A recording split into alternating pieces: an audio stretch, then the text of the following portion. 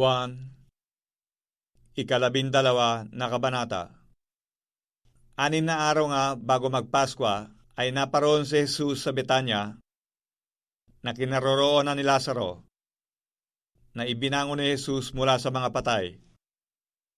Kaya't iginawa siya doon ng isang hapunan at si Marta ay naglilingkod. Datapwat, si Lazaro ay isa sa nangakaupo sa pagkain na kasalo niya. Si Maria nga ay kumuha ng 1 libra ng onghentong taganas na nardo na totoong mahalaga at pinahiran ang mga paa ni Jesus at kinuskos ang kanyang mga paa ng kanyang mga buhok at ang bahay ay napuno ng amoy ng onghento. Datapwat, si Judas Iscariote na isa sa kanyang mga alagad na sa kanya ay magkakanulo ay nagsabi, "Bakit hindi ipinagbili ang onghentong ito ng 300 denaryo at ibigay sa mga dukha?" Ito'y sinabi nga niya, hindi sapagkat ipinagmalasakit niya ang mga dukha, kundi sapagkat siya ay magnanakaw. At yamang nasa kanya ang supot, ay kinukuha niya ang doon ay inilalagay. Sinabi nga ni Jesus, "Pabayaan ninyong ilaan niya ito ukol sa araw ng paglilibing sa akin. Sapagkat ang mga dukha ay laging nasa inyo, ngunit ako'y hindi laging nasa inyo."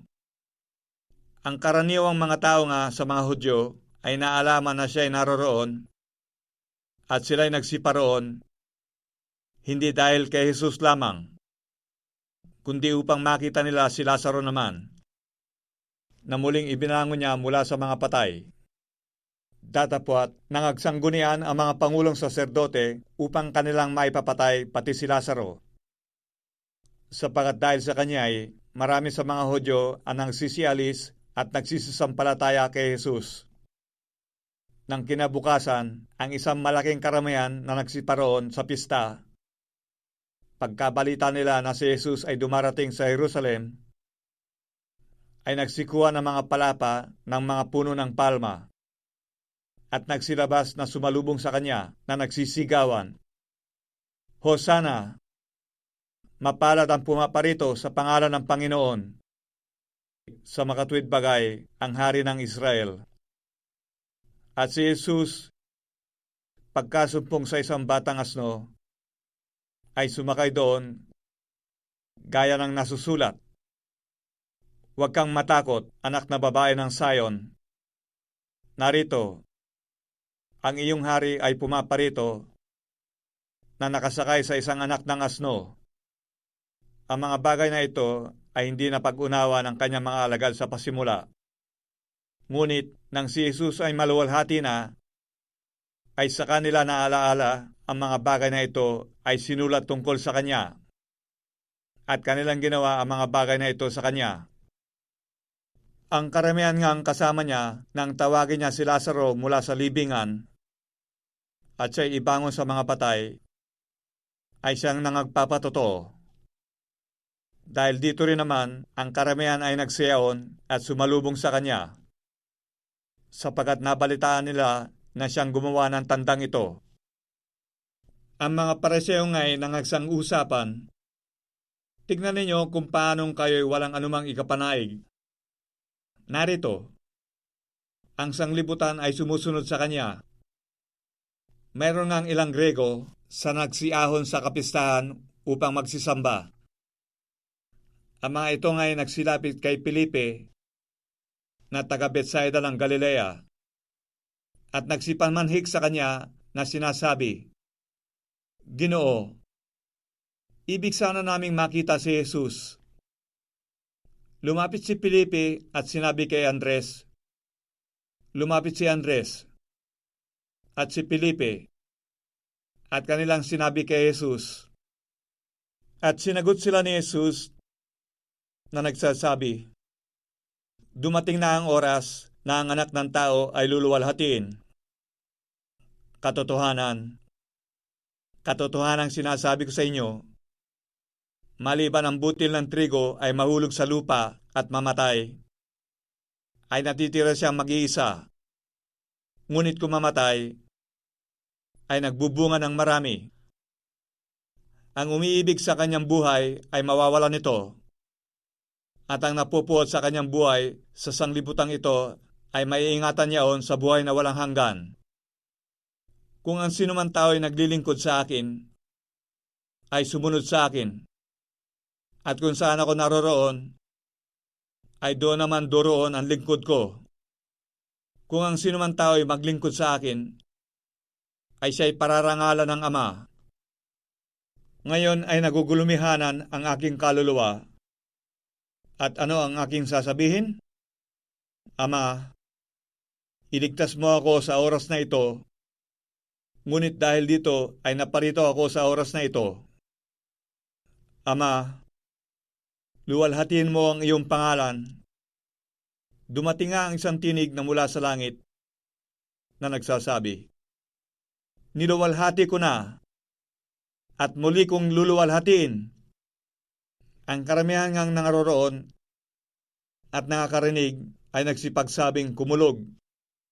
Sinabi ng mga iba, isang anghel ang nakipag-usap sa kanya. Sumagot si Jesus at sinabi, ang tinig na ito'y hindi dumating dahil sa akin, kundi dahil sa inyo. Ngayon ang paghatol sa sanglibutang ito, ngayon ang prinsipe ng sanglibutang ito ay palalayasin. At ako, kung ako'y mataas na mula sa lupa, ang lahat ng mga tao ay palalapitin ko sa akin din. Datapwat, ito'y sinabi niya na ipinaalam kung sa anong kamatayan ang ikamamatay niya. Sinagot nga siya ng karamihan, aming narinig sa kautusan na ang Kristo ay lumalagi magpakailanman. At paanong sinasabi mo, kinakailangan na ang anak ng tao ay mataas? Sino ang anak ng taong ito? Sinabi nga sa kanila ni Jesus, kaunting panahon na lamang sasagit na ninyo ang ilaw. Kayo'y magsilakad samantalang nasa inyo ang ilaw, upang huwag kayong abutin ng kadiliman. At ang lumalakad sa kadiliman ay hindi nalalaman kung saan siya tutungo. Samantalang nasa inyo ang ilaw, ay magsisampalataya kayo sa ilaw, upang kayo'y maging mga anak ng ilaw. Ang mga bagay na ito'y sinalita ni Jesus, at siya'y umalis at nagtago sa kanila. Ngunit bagaman gumawa siya sa harap nila ng gayong marami mga tanda, gayon may hindi sila nagsisampalataya sa kanya, upang maganap ang salita ng propeta Isaias, na kanyang sinalita, Panginoon, sino ang naniwala sa aming balita? At kanino nahayag ang bisig ng Panginoon? Dahil dito'y hindi sila makapaniwala, sapagkat muling sinabi ni Isaias, binulag niya ang kanilang mga mata at pinatigas niya ang kanilang mga puso. Baka sila'y makakakita ng kanilang mga mata at mga kaunawa ng kanilang puso at mga balik loob at sila'y mapagaling ko. Ang mga bagay na ito'y sinabi ni Isaias sapagkat nakita niya ang kanyang kaluwalhatian at siya'y nagsalita ng tungkol sa kanya. Gayunman, maging sa mga pinuno ay marami nagsisampalataya sa kanya. Datapwat, dahil sa mga Pariseo ay hindi nila ipinahayag, baka sila'y mapalaya sa sinagoga.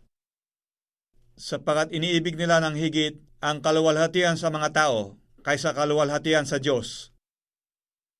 At si Jesus ay sumigaw at nagsabi, ang sumasampalataya sa akin ay hindi sa akin sumasampalataya, kundi doon sa nagsugo sa akin. At ang nakakakita sa akin ay nakakita doon sa nagsugo sa akin. Ako'y naparito na isang ilaw sa sanglibutan, upang ang sinuman sumampalataya sa akin ay huwag manatili sa kadiliman. At kung ang sinuman tao ay nakikinig sa aking mga pananalita at hindi ingatan, ay hindi ko siya hinatulan, sapagkat hindi ako naparito upang humatol sa sanglibutan, kundi upang iligtas ang sanglibutan. Ang nagtatakwil sa akin at hindi tumatanggap sa aking mga pananalita, ay mayroong isang hahatol sa kanya. Ang salitang aking sinalita ay siyang sa kanya ay hahatol sa huling araw, sapagat ako'y hindi nagsasalita na mula sa aking sarili, kundi ang Ama na sa akin ay nagsugo, ay siyang nagbigay sa akin ng utos kung ano ang dapat kong sabihin at kung ano ang dapat kong salitain. At nalalaman ko na ang kanyang utos ay buhay na walang hanggan. Ang mga bagay nga na sinasalita ko ay ayon sa sinabi sa akin ng Ama. Gayon ko sinasalita.